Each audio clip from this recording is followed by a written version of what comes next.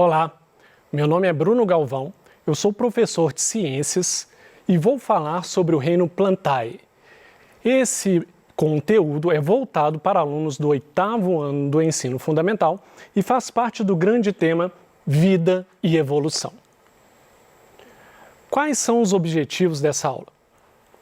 Identificar as características gerais das plantas, reconhecer as particularidades das células vegetais, entender os critérios de classificação das plantas e identificar os grandes grupos do reino das plantas.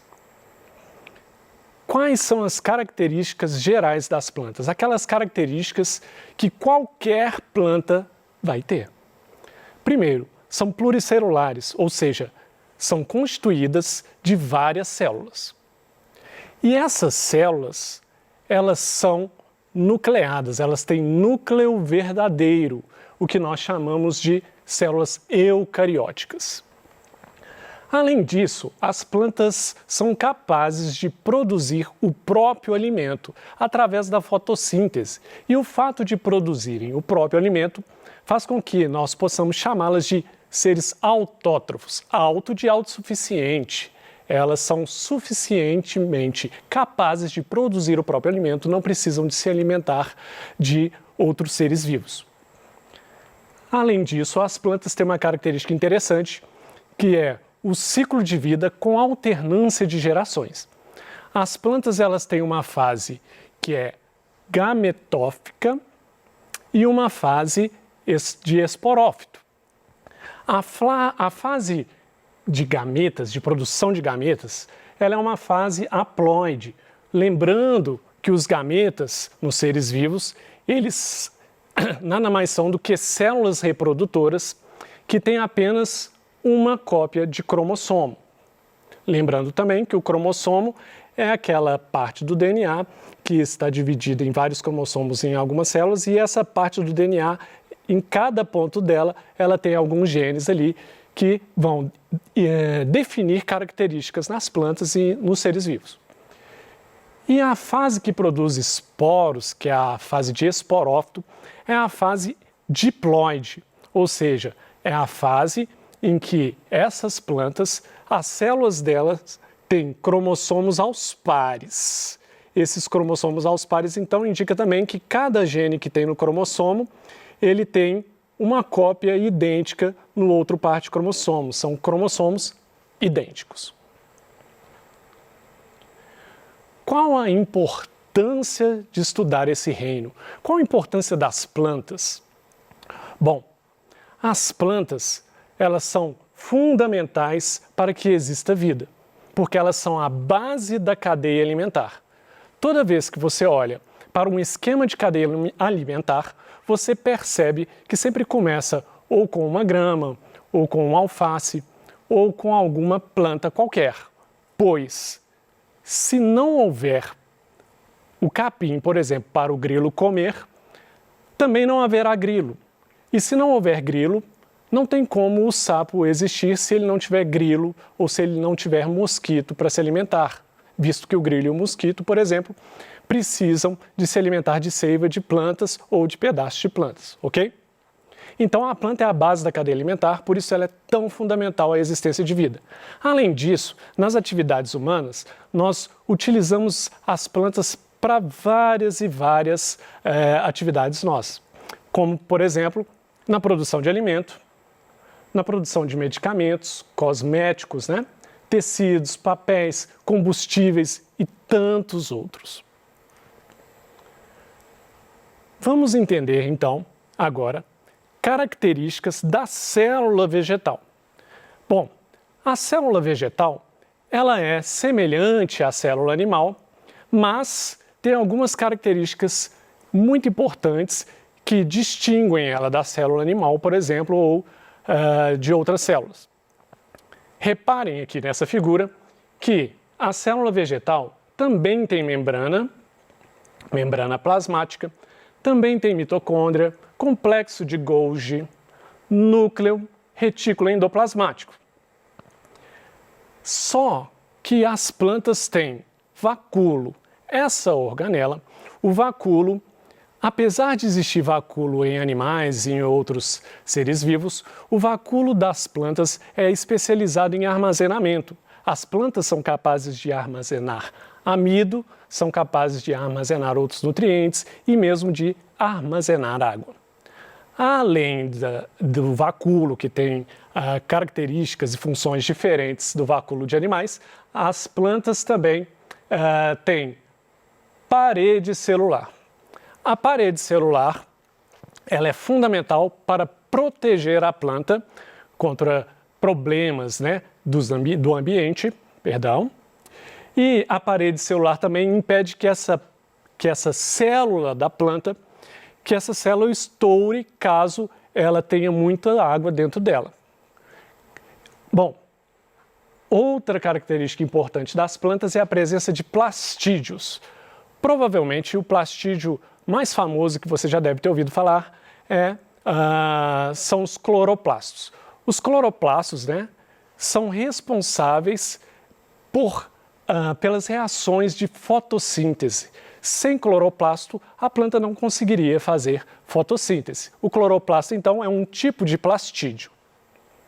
Essas são as diferenças básicas de uma célula vegetal para as células de outros grupos de seres vivos. E agora vamos ver quais grupos existem das plantas. Nós temos basicamente 4 grupos importantes: briófitas, pteridófitas, gimnospermas e angiospermas.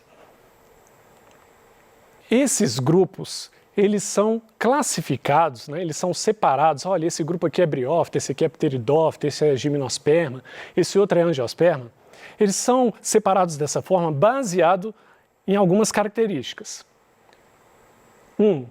Tecidos condutores de seiva. Então, se o grupo possui tecido condutor de seiva, né, que conduz nutrientes para a planta inteira, ele pertence a um grupo. Se ele não possui, ele pode pertencer a outro grupo. Presença de sementes. Olha, existem plantas que têm sementes, outras plantas não têm sementes, então elas devem ser colocadas em grupos diferentes. E também presença de frutos. Existem plantas que possuem frutos, existem plantas que não possuem frutos. Então, essas são as principais características para separar esses grupos. Vamos começar a falar desses grupos, então. Primeiro grupo, briófitas. As briófitas são plantas bem pequenininhas. Um exemplo de briófita são aquelas plantinhas bem pequenininhas, que alguns chamam até de lodo, que formam um tapetezinho verde no cimento molhado. Ou então no tronco de alguma árvore tem esse tapetezinho verde. A gente às vezes fica sem saber o que é, mas sabe que ele é bem macio, porque eu particularmente já coloquei a mão, é muito macio mesmo. Esse tapetinho verde é uma planta, é uma briófita, ela é muito pequena. E ela não é pequena à toa, ela é pequena porque ela é avascular. Uma planta avascular significa que ela não possui vasos condutores de seiva para nutrir as suas partes. Então, ela precisa de ser muito pequena. Para uma planta ser grande, ela precisa de vasos condutores de seiva para levar nutrientes para a planta toda, assim como nós precisamos de vasos sanguíneos para levar os nutrientes para todas as células do corpo. Essas plantas também não possuem sementes, flores e nem frutos. Elas não possuem raiz verdadeira, caule verdadeiro e nem folha verdadeiro. A gente diz que ela possui rizóides, cauloides e filóides. Por quê? Para que a raiz seja verdadeira, o caule seja verdadeiro e as folhas sejam verdadeiras, ela precisa de ter esses vasos condutores de seiva, ok? As briófitas dependem de água para se reproduzir. Isso acontece porque os gametas masculinos das briófitas, eles têm 2 flagelos, e esse flagelo serve para esses gametas masculinos nadarem para alcançar o gameta feminino. Por isso a necessidade de água para que as briófitas possam se reproduzir. A fase mais longa na vida da briófita é a fase gametofítica. O que é isso? É a fase de produção de gametas. Então, quando você vê aquele tapetinho verde lá na árvore, ou você vê no muro molhado, o que você está vendo ali é a fase gametofítica, ok? Então, predomínio da fase gametofítica nas briófitas. Principal característica, avasculares. Como exemplo, os musgos são justamente esse tapetinho que eu falei, e hepáticas. Está aqui uma fotografia de briófitas. A parte verde aqui, então, é a parte gametofítica, que dura mais tempo, e essa fotografia mostrou também essas hastes, essas setas que estão acima delas, que mostram a parte que a gente chama de esporofítica, que é uma fase bem curta da vida delas, aparece muito pouco. Agora vamos falar das pteridófitas, que são plantas vasculares, ou seja, agora já tem vasos condutores de seivas, mas são plantas sem sementes ainda, ok? Então essas plantas elas já conseguem crescer um pouco mais, porque elas têm vasos condutores de seiva para levar água e sais minerais da raiz para o resto da folha, ou para levar os produtos da fotossíntese da folha para o resto da planta, ok? A maioria são terrestres e de ambientes úmidos. Elas também são de ambientes úmidos, assim como as briófitas, porque elas também necessitam de água para reproduzir, pelo mesmo motivo das briófitas, por causa dos gametas masculinos precisarem de nadar com seus flagelos até os gametas femininos. Aqui já começa a ter a fase esporofítica maior, ou seja, quando você vê uma planta dessa, você basicamente está vendo uma parte da vida dela em que ela está produzindo esporos. E esse esporo ele pode cair no chão e germinar, gerando aí sim uma fase de gametas, que é bem mais curta, e esses gametas então podem interagir e formar uma nova planta. Bom, como exemplos nós temos as samambaias e as avencas, como mostrado nessa figura aqui. As samambaias estão à esquerda do observador e as avencas do outro lado. Vou mostrar duas fotos mais próximas, e essas fotos aqui mostram esses pontos amarelos ou meio cor de ferrugem nas samambaias, que estão à esquerda do observador, e esses pontos é que possuem os esporos dessas plantas. Esses esporos estão dentro desses pontos, porque esses pontos eles vão servir para espalhar esses esporos vão cair no chão, e aí poderão germinar. Esses esporos estão contidos nesses pontos chamados soros. A mesma coisa acontece na avenca, só que a avenca, em vez de estar cheia desses pontinhos, desses soros, as avencas têm esses esporócitos, apenas nas suas beiradas, nas beiras das folhas. Gimnospermas é outro grupo de plantas, também são vasculares, então a partir de pteridófitas todas são vasculares, só que as gimnospermas, elas possuem sementes. Então são as primeiras plantas com sementes a surgir e por ter vasos condutores de seiva, também tem raiz, caule e folhas verdadeiros. Elas são comuns em regiões de clima frio e temperado. E aqui também já começa uma outra novidade. Elas não necessitam de água para se reproduzir.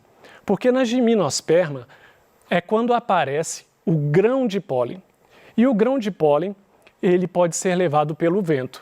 Daí não há necessidade de usar a água para levar os gametas masculinos para se encontrarem com os gametas femininos.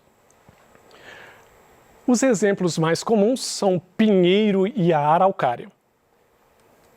Veja aqui nessa fotografia, a araucária está à esquerda do observador e o pinheiro à direita do observador. Finalmente, as angiospermas. Esse é o grupo mais diverso de todos. É o grupo que contém mais espécies. Quando você vê uma planta na rua, muito provavelmente você está olhando para uma angiosperma.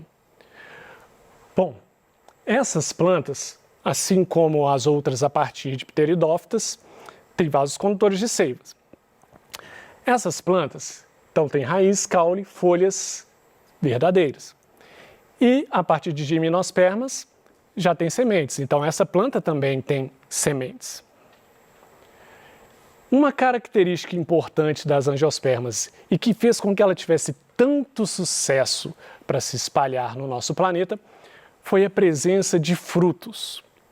Agora, ela tem flores e frutos, pois o fruto ele é originado da flor.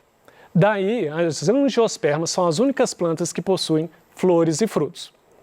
A vantagem das angiospermas em relação às gimnospermas, além do fruto, é que a semente dessa planta, a vantagem da angiosperma é que a semente dela é protegida pelo fruto e a gimnosperma não tem essa proteção em suas sementes. A gente diz que as gimnospermas têm semente nua. E as angiospermas, então, com esse fruto protegido, ainda tem uma característica importante que a gente deve considerar.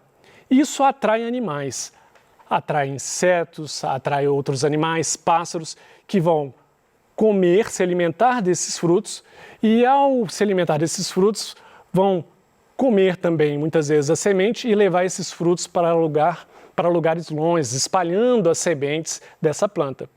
Então, essa planta consegue se espalhar muito mais facilmente pelo planeta, enquanto as gimnospermas, elas têm uma capacidade de se espalhar muito limitada, porque o vento não consegue levar muito longe o grão de pólen. As angiospermas ainda podem ser divididas em herbáceas, arbustivas e arbóreas. Herbáceas são como ervas, né? E gramas, essas plantas bem rasteiras. Arbustivas, que formam pequenos arbustos, são árvores muito pequenas, não crescem muito. E as arbóreas, que a gente conhece bem, como árvores e palmeiras. Exemplos: ipê, azaleia e manjericão. Aqui, uma fotografia de um ipê amarelo, que é um exemplo muito clássico de angiospermas. Vamos ver, então, os pontos principais. Olhando esse esquema, você vai perceber até mesmo como que esses grupos foram divididos. Nós temos aqui, à esquerda do observador, o grande grupo plantas. Esse grupo se divide em vasculares e avasculares. Avasculares, ou seja, sem vasos condutores, nós só temos as briófitas, então esse grupo já fica definido imediatamente. Vamos olhar as vasculares, as que contêm vasos condutores. As vasculares são divididas ainda em com sementes e sem sementes. Sem sementes, nós só temos as pteridófitas. Então, sem sementes, somente pteridófitas. Agora, com sementes, a gente ainda divide em dois grupos. Vamos olhar aqui novamente. Com sementes, nós temos sem frutos, gimnospermas, e com frutos, angiospermas. Ora, então esse esquema mostra para a gente que esses grupos foram classificados baseado nessas características principais: presença ou não de vasos condutores, presença ou não de sementes, presença ou não de frutos. E assim a gente consegue entender um pouco de como os cientistas trabalham na hora de dividir esses grupos. Isso acontece com grupos de animais, né? Com grupos de diversos seres vivos. Eles vão separando por características e essas características vão determinar o nome daqueles grupos e você vai ter, então, você pode montar inclusive uma árvore filogenética com isso. Basicamente é isso que eu gostaria de falar com vocês hoje. Eu agradeço, bons estudos para vocês.